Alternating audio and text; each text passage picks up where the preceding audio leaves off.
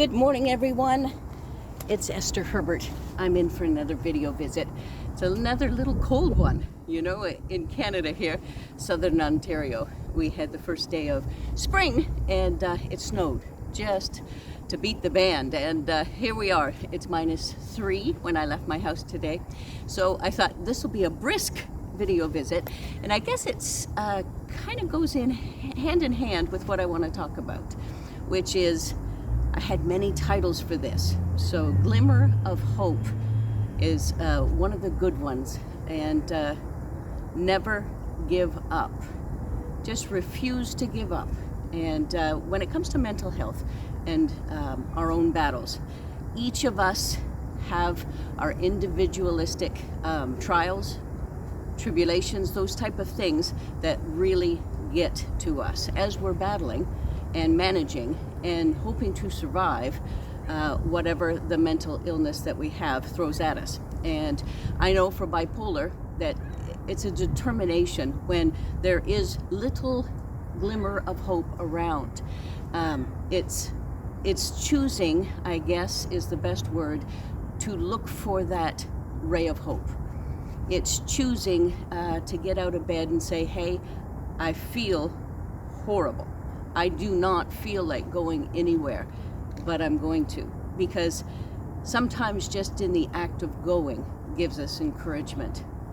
Sometimes we feel so defeated and so sad and so depressed and despondent that we don't even want to carry on. So what is it within each of us? Because if you're listening to this, that means you are here. And you have survived, and you have gone through mountains and mountains of grief and tribulation, as I like to say, because it's true. It's very, very hard to get from one end to the other. Now, what gives you that ray of hope? Only you can think on that and decide and tell yourself what it is, or tell me, or whatever, a best friend, a family member, and just say, what gets me out of bed is my child. I want to be a good mom or dad. What gets me out of bed is the fact that I don't want this life to end. It may not have been pretty, and it may be one of the hardest things I've ever done, but I don't want it to end. I want to get there. I want to go to work. I want to show up for my friend. I want to go shopping. I want to do something. I want to take care of myself. I want to take a shower. Something will give us hope.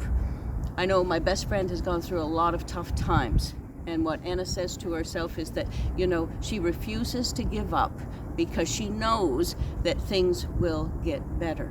If you can tell yourself, even in the midst of the dire and the horrible, then I think that you are well on your way to managing your mental illness, managing the things that crop up that surprise you. There's many things in life that are unexpected, some good, of course, and some bad. But we have to take both of those things, and we know that they'll both be coming at us. And what are we going to do with it? And seeing that little tiny speck of light will give you the greatest hope. Many of us are spiritual. Many of us know that God's right there, and He is not going to leave us. And when you have that confidence and that assurance, it's amazing what you can get through and do, even like I say, in the midst of the muck and the mire. So I really, really encourage you to think on what gets you through. Look for that light. Look for that glimmer of hope that keeps you going, and never, ever, ever give up. Refuse to give up, because you're worth it. And people around you love you, and they want you here. So I just encourage you this week to do that. Think on it. Come up with a list of things, either in your head or written down. It doesn't matter, but just think on the things that keep you here, give you hope, allow you to see that light. The sun is just about to pop up here, and that's what makes me think of this topic. And I hope you can appreciate it and learn something from it, because I've been through, as they say, hell and back many times in my 24 years of being diagnosed with bipolar, and I'm here. And I'm trying and wanting to encourage you as well. So God bless. You're important. Your mental health is so important. Have yourself a good week, and we'll talk to you again. Take care. Bye-bye.